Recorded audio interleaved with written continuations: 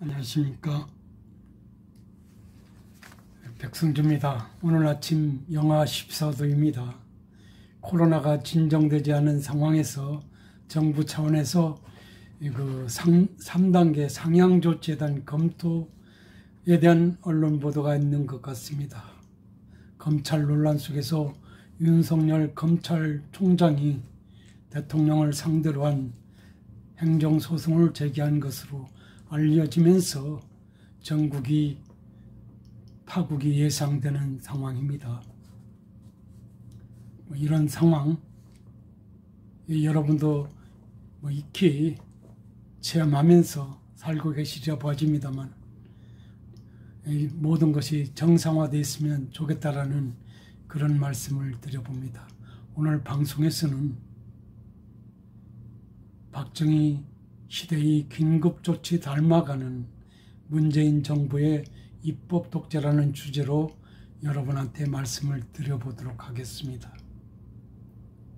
여러분이 아시는 바와 같이 최근 거대 여당은 다수결을 앞세워 야당이 퇴장한 가운데 여러 가지 쟁점 법안들을 통과시켜 놓고 있습니다.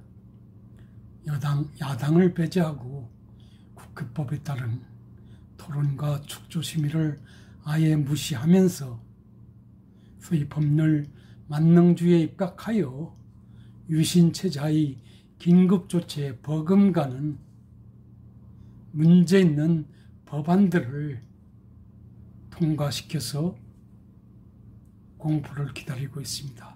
가히 입법 독재 상황이라고 하지 않을 수 없는 그런 입장이 되겠습니다.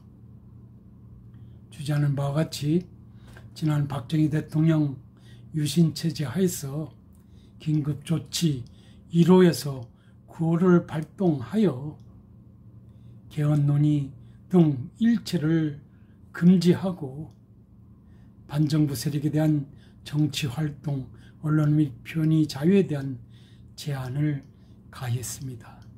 그 결과 이 헌정체제 하에서는 많은 민주화 운동과 그에 대한 탄압이 벌어졌던 것입니다. 현 집권 세력 중에는 이 당시 운동권으로서 이런 피해를 입은 분들도 있다는 점에서 역사적 관점에서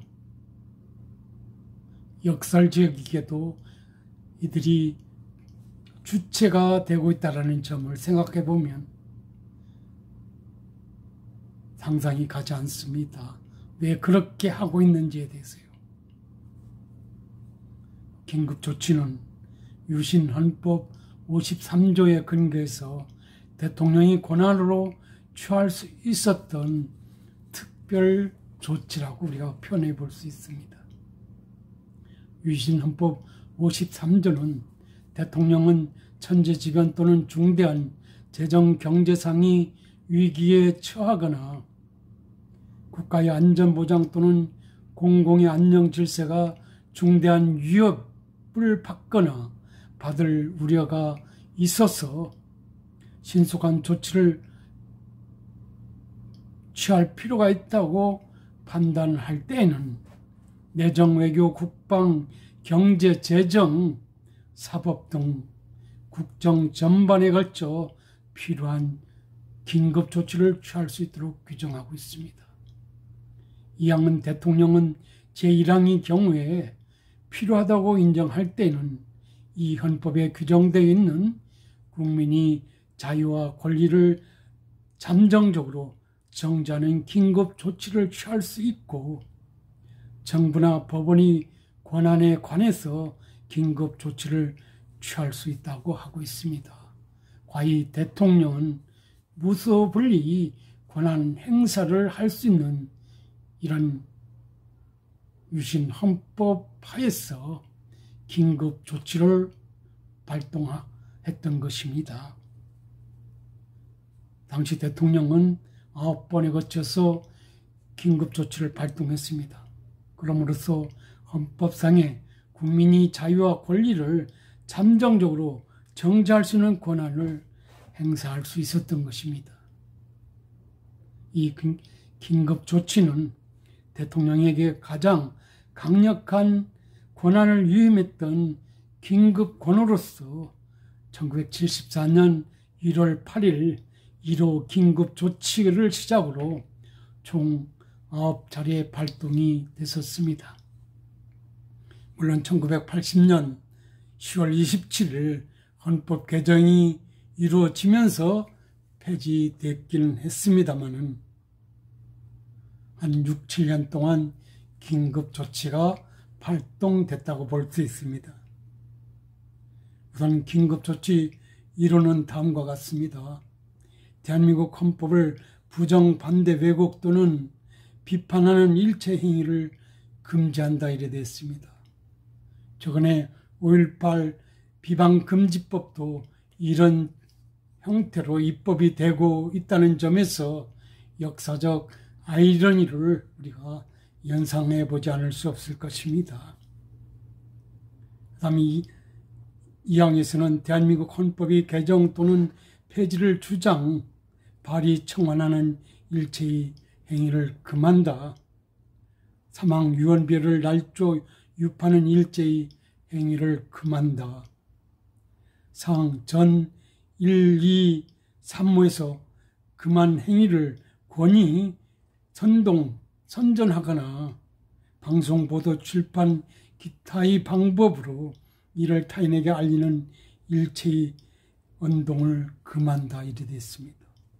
5는 이 조치에 위반한 자와 이 조치를 비방한 자는 법관이 영장 없이 체포, 구속, 압수수색하며 15년 이하의 징역에 처한다라는 그런 내용을 긴급조치 1호의 내용으로 발령했던 것입니다.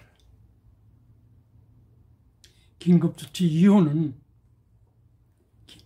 긴급조치를 위반한 자를 처벌하는 비상군법회의 설치, 중앙정보부장이 사건의 정보수사, 보안 업무를 조정, 감독하는 권한을 부여하는 그런 조치가 내려진 것입니다.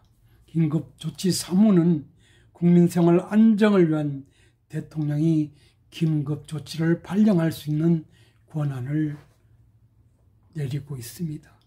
긴급조치 4호는 민청학령과 이것에 관련한 제단체의 조직에 가입하거나 그 활동을 찬동, 고무 또는 동조하거나 그 구성원에게 장소, 물건, 금품, 그 외의 편의를 제공하거나 그 활동에 관한 문서, 도서, 음반 그 외의 표현물을 출판, 제작, 소지, 배포, 전시, 판매하는 것을 일제히 금지한다는 내용이 되겠습니다. 긴급조치 5호는 대통령 긴급조치 1호와 동 4호의 해제에 관한 긴급조치입니다. 긴급조치 6호는 대통령 긴급조치 제3호의 해제 조치입니다. 긴급조치 7호는 1975년 4월 8일 17시를 기해서 고려대학에 대하여 휴교를 명한다. 동교내에서 일제히 집회, 시위를 금지한다. 위 제1, 2호를 위반한 자는 3년 이상 10년 이하의 징역에 처한다는 내용의 긴급조치였습니다. 긴급조치 8호는 대통령 긴급조치 7호의 해제 조치가 되겠습니다. 긴급조치 제9호는 다음 각호의 행위를 금한다. 첫째, 유언비어를 날조, 유포하거나 사실을 왜곡하여 전파하는 행위, 집회, 시위 또는 신문, 방송, 통신 등 공중전파 수단이나 문서, 도화, 음반 등 표현물에 의해서 대한민국 헌법을 부정, 반대, 왜곡 또는 비방하거나 그 개정 또는 폐지를 주장, 청원, 선동 또는 선전하는 행위, 학교 당국의 지도 감독하에 행해지는 수업, 연구 또는 학교장의 사전 허가를 받았거나 기타 예외적 비정치적 활동을 제외한 학생의 집회, 시위 또는 정치 관여 금지 등에 관련한 내용을 긴급조치로 발령했습니다. 이런 9번의 긴급조치는 1979년 박정희 대통령 시해 사건이 발생함으로써, 그리고 1980년 10월 27일 최규하 대통령 체자에서 헌법이 개정되면서 폐지가 됐습니다. 그렇다면 현 문재인 정부에 대해서 왜 입법 독재가 벌어지고 있는 것입니까? 아이러니하지 않을 수 없습니다. 긴급조치 상황에서 민주화를 했던 그런 분들이 정권이 실세가 되는 상황에서, 그 다음에 의회의 다수당이라는 그런 이점을 악용해서 왜 이런 입법적 독재를 발령하는지 이해할 수 없다고 하지 않을 수 없습니다. 민주당은 최근 국회에서 다수결을 앞세워 집권 로드맵상 마음만 먹으면 뭐든 다 할 수 있다는 입장에서 입법 폭주를 거침없이 자행하고 있는 것입니다. 지난 정기국회에서 5.18 역사 왜곡 처벌법 강행에 의해서 대북전단 살포 금지법 등에 이르기까지 독선 독주 입법 형태가 이어지고 있는 것입니다. 5.18 역사 왜곡 처벌법은 유언과잉 입법이라는 지적을 받고 있기도 합니다. 이와 관련해서는 제가 지난 방송에서 말씀드렸습니다마는, 이런 유언 과잉 입법 문제를 떠나서 역사 문제를 법으로 묶는다는 것은 득보다는 실이 많을 것이라는 입장에서 제가 방송을 여러분한테 해드린 것 같습니다.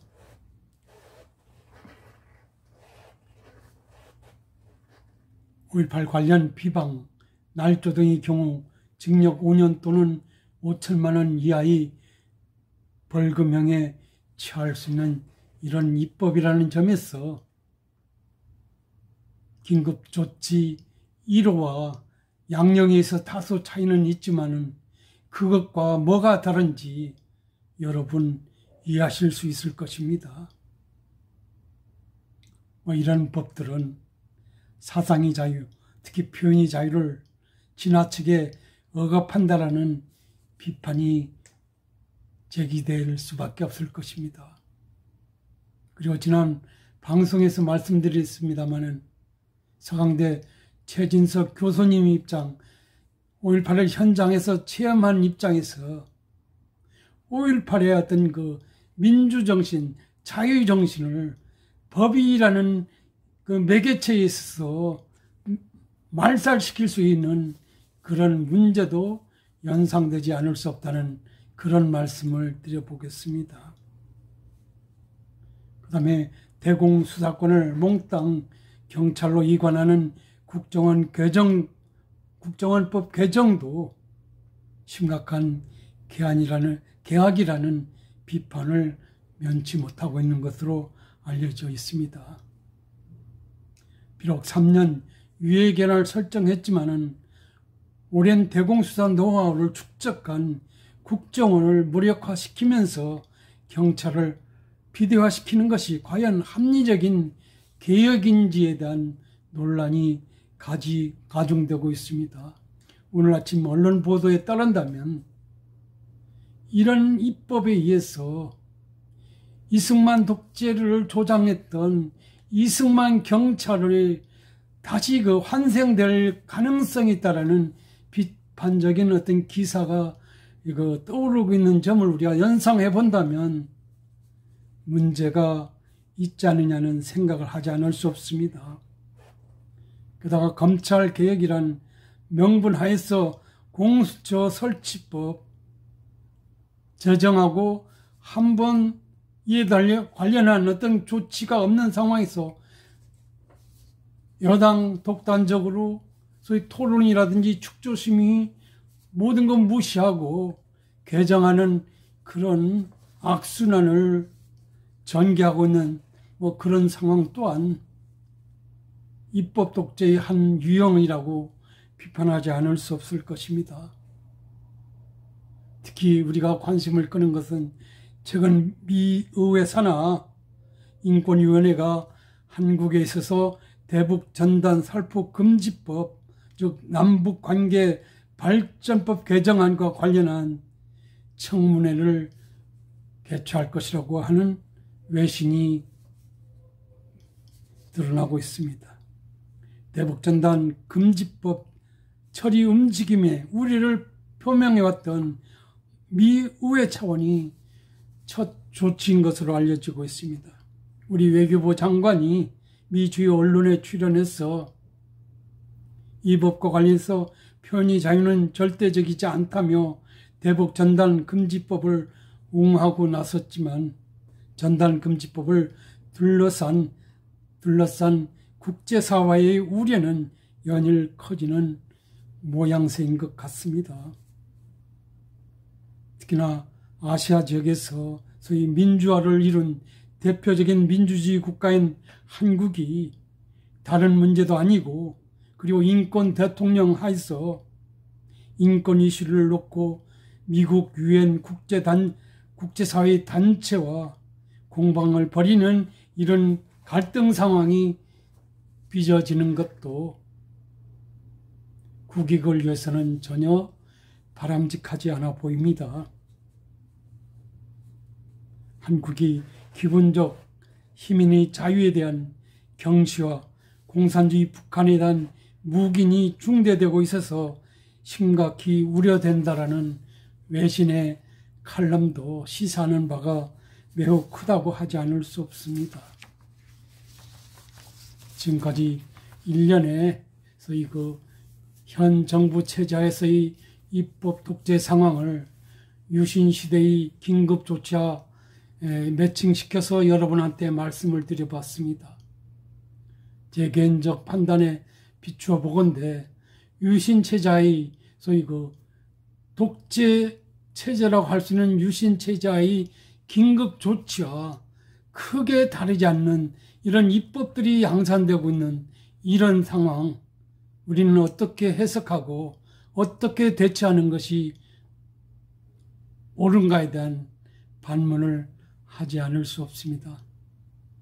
왜냐하면 대한민국은 자유민주주의고 민주주의, 법치주의 어떤 그 중에서도 실질적 법치주의 하에서 국정이 매끄럽게 그리고 선진화된 민주자유국가라는 평판 하에서 국제사회에서 인정을 받아왔는데 현 정부 들어서 이런 아이러니한 상황들이 확장되는 것은 무엇을 의미하는지 답답함을 금할 수 없습니다.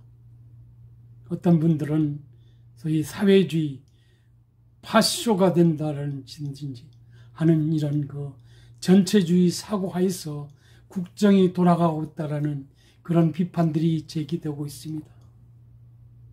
제 개인적 관점에서도 정상적이지 않습니다. 소위 자유민주주의 기본 질서 하에서 그런 헌법 하에서의 대한민국의 어떤 대통령의 치세나 국회의 입법 행태 가히 파국적인 상황이 계속되고 있는 것 같습니다. 정상적이지 않습니다. 국회법이 아예 무시된 상황에서 야당이 존재가 없는 것처럼 착각이 들 정도로 180여석을 갖고 있는 여당이 일방적으로 입법 독재를 이렇게 자행해도 되는지에 대해서 법학자로서 일말의 양심을 갖고 여러분한테 말씀드리고 싶어서 오늘 이런 방송을 하게 됐습니다. 우리 민주주의 하루아침에 이루어지지 못했습니다. 현 집권 세력들이 그렇게 민주화, 자유화를 외쳤던 시절에 이승만 독재 있었고 박정희 독재 있었습니다. 전두환 독재 있었습니다. 군부의 독재 있었습니다. 그런 상황에서 정상화되는 이런 민주화되고 법치가 실질법주의로 일반화되는 이런 과정에서 현 정부 상황에 들어서 이런 역설적이고 자유민주주의 질서에 반하는 이런 형태의 어떤 치세, 입법이 양산되는 것, 국민이 한 사람으로서도 우려스럽다 하지 않을 수 없습니다. 여러분도 제 이상 이런 것 피부로 느끼면서 어쩔 줄 몰라 하고 계실 수도 있을 것입니다. 그렇지만 현 상황 이런 어떤 부정적인 치세라든지 입법 형태에 비춰서 감히 우려스럽다 하지 않을 수 없다는 점을 여러분한테 말씀드려 보겠습니다. 나라가 걱정스러워서 주제넘게 여러분한테 말씀드려 봤습니다. 좋은 하루 되시기 바랍니다. 감사합니다.